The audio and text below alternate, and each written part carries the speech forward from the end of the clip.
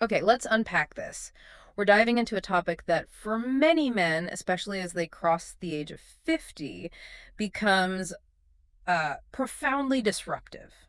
Yeah, we're talking about prostate enlargement. Clinically, it's known as benign prostatic hyperplasia, or BPH.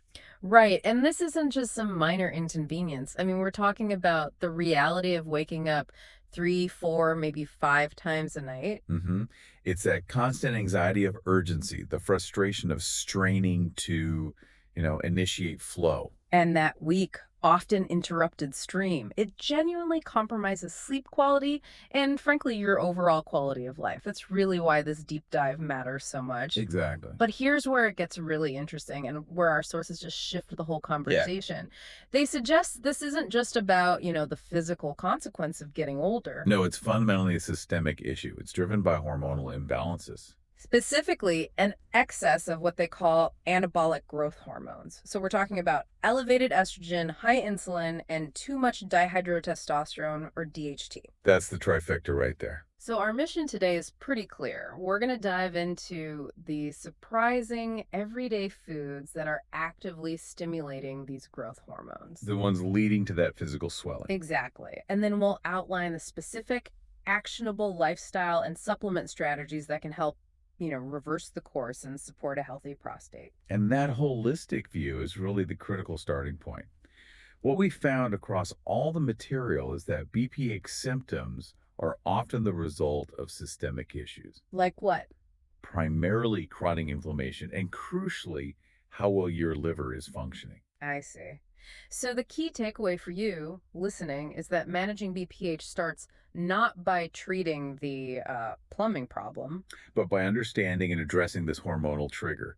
And what's fascinating is how easily common everyday foods increase that inflammation and just push those hormonal levels out of balance, And that contributes not only to BPH, but also potentially to which prostatitis. is prostate inflammation, yeah. And one study even noted it could raise the risk for more aggressive prostate cancer. It's really a dietary issue before it's a physical one.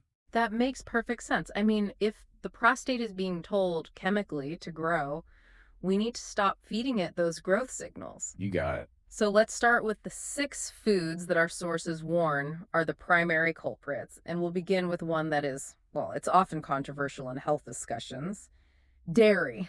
Right. So culprit number one is cow-based dairy products. And this is significant. The link is strong enough that a 2018 study, I believe in the American Journal of Clinical Nutrition, pointed toward cow dairy intake being linked with a higher risk of aggressive prostate cancer. And if you look at the mechanism, the connection is immediate. Cow dairy is just loaded with natural growth hormones, Like what specifically? particularly prolactin and insulin-like growth factor 1 or IGI-1. IGF-1? Yeah, and think about what that hormone is for.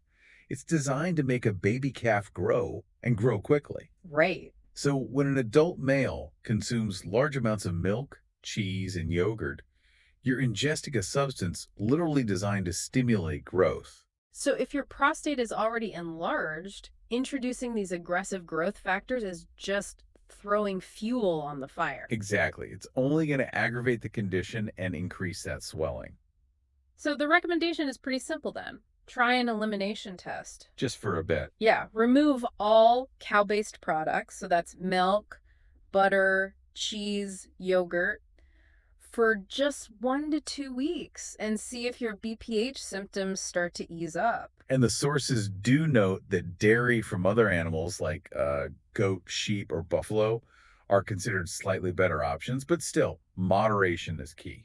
Okay, so that leads us directly into the next 3 triggers, and they all seem to relate back to this theme of inflammation and liver strain. Right. It's all about that systemic stress. So, Okay. culprit number two, highly processed vegetable and seed oils. And that's things like soy, corn, cottonseed. Canola, sunflower, especially the non-organic or GMO versions. These oils are typically very high in inflammatory omega-6 fatty acids. Okay, so why does this matter for the prostate specifically? It creates a sort of double whammy of inflammation. You get localized inflammation in the prostate tissue itself, but maybe more critically, these refined oils, they just burden and exhaust the liver. And the liver is our central filtration plant. Absolutely crucial. It's what balances your hormones, mainly by filtering out excess estrogen and insulin. Mm. So when the liver's struggling, because it's constantly dealing with the stress from these oils, it just can't clear those hormones effectively. So they build up. They build up. Estrogen and insulin accumulate, Mm. and that directly fuels prostate growth. And importantly, it weakens the bladder walls, which contributes to those urgency symptoms. So the advice is to swap them out for healthy fats. Yeah, use things like quality cold-pressed extra virgin olive oil, avocado oil, or organic coconut oil instead.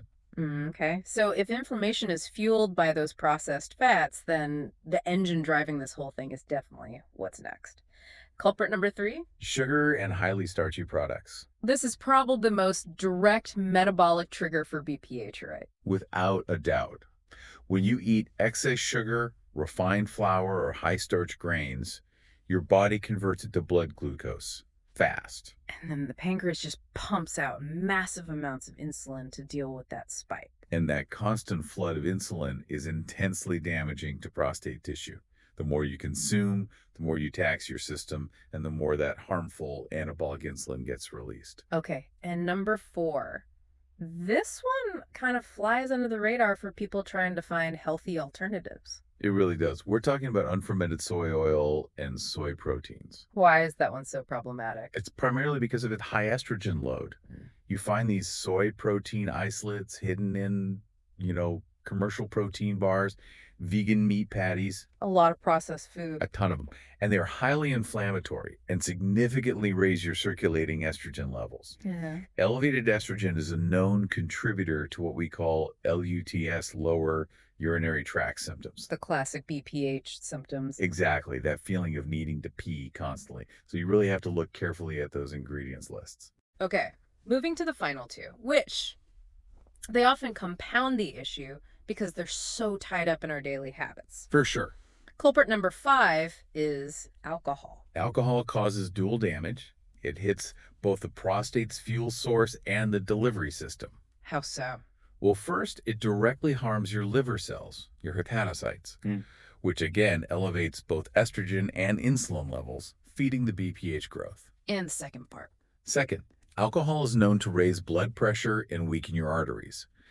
And the sources specifically caution that certain choices, like beer, are highly estrogenic and should just be avoided completely if you're dealing with prostate issues. And the sources offered a really fascinating alternative to help the liver here. Yeah, the Canlica or meadowsweet tea. Consumed in the early evening, its job is to support the gut, cleanse the liver, and crucially encourage bile production. And that bile connection is so important for the listener to understand. Why? Bile is the body's primary way of packaging up and flushing out excess cholesterol, and for this discussion, excess estrogen. So supporting healthy bile flow is absolutely critical for hormone regulation. So if you can't clear the estrogen? It just recirculates and keeps feeding the prostate. Wow. Okay, and finally, culprit number 6, processed meats. Salami, sausage, ham, highly cured meats. Oh. They're chemical cocktail. It's not just the meat, is it? No, it's the added chemicals, nitrates, sugars, vegetable oils, and soy proteins all rolled into one product. And this leads to 2 specific types of damage. Yes. First, massive oxidative damage from excess free radicals. And second, the formation of advanced glycation end products, or AGs. AGs. Think of them as like sticky internal tissue damage. They harm the liver and clog your arteries. And because you realize why these foods are just so detrimental, it's everything bad rolled into one, compounding all the issues that feed the prostate. Okay, so now that we've eliminated the fuel, let's dig a bit deeper into the root causes that make men susceptible to BPH in the first place. Yeah, because it's not just about what you ate today. The sources really distill it down to 3 underlying physiological factors. What's the first one? Factor A is zinc depletion. From what? All those refined foods, the sugar and processed grains we just talked about, they actively deplete your body's zinc reserves. And zinc is absolutely essential for a healthy prostate. And if you're depleted in zinc, what happens? You get an increase in the buildup of DHT. And DHT, dihydrotestosterone. We need a simple explanation for that because that's the real villain here, isn't it? It absolutely is. Think of testosterone as the primary fuel. DHT is like the super testosterone. It's the turbocharger. 10 times stronger, I read. At least it causes prostate cells to grow aggressively.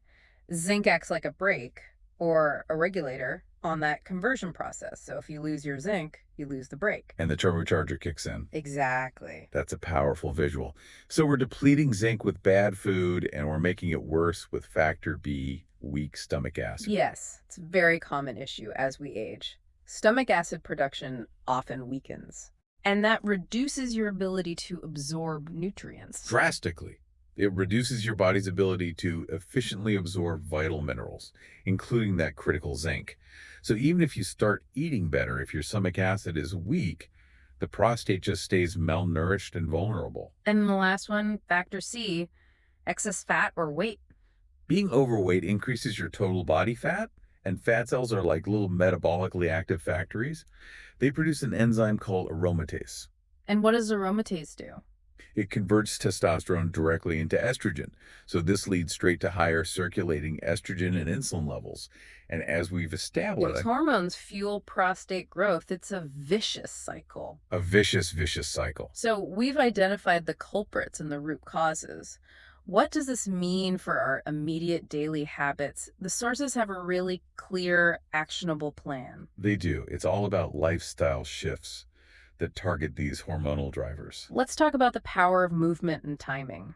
They strongly recommend incorporating high intensity interval training, or HIIT. Yeah, short bursts of body weight exercises, push-ups, sit-ups, squats. And this type of exercise can significantly boost healthy testosterone levels while, what, decreasing the bad ones. Exactly. It decreases those unwanted anabolic hormones like estrogen and insulin, and it serves that practical purpose of burning off the excess blood sugar that contributes to inflammation. Okay, and for anyone carrying excess belly fat or who, uses alcohol daily or just suspects they have a fatty liver, All symptoms of the system being overburdened. for them, the sources suggest structuring your eating dramatically through intermittent fasting, Right. The specific plan here is to limit your daily calories to a tight 6-hour eating window. meaning you're fasting for the other 18 hours. Yes. And this practice is said to help shrink the prostate directly by reducing that insulin load and helping clear out the accumulated fat from the liver. It's a very direct route to hormonal balance. And a simple non-dietary one, stop or drastically reduce smoking immediately. The sources are very definitive on that. Smoking damages blood vessels and directly promotes BPH development. Okay, so now we know what to remove and what lifestyle habits to adopt. Let's talk about adding the good stuff in, the foods and supplements that actively work to balance hormones and reduce inflammation. Let's do it. First up, let's talk about cruciferous power. The recommendation is pretty simple. Eat 1 to 2 servings daily of raw or salad-based cruciferous vegetables. Things like broccoli, cabbage, kale, radish, arugula. And the reason for focusing on raw is key here, isn't it? It is. It's because of a component called DIM, or dinylyl methane. DIM acts as a powerful support mechanism for the liver. How? It helps the liver actively filter out and metabolize those excess growth hormones that are feeding the BPH. It's like a direct helper for your liver. And beyond the cruciferous veggies. The sources highlighted a list of high-quality whole foods for foundational support. Things like tomatoes, grass-fed beef, shellfish for the zinc. Wild salmon, avocado. Yep.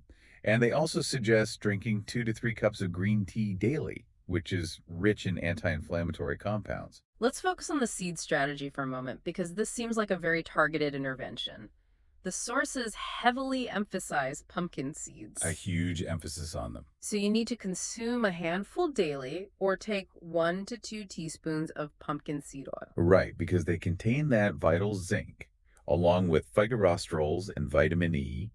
They all work together as a complex to balance hormones and actively work to reduce prostate size.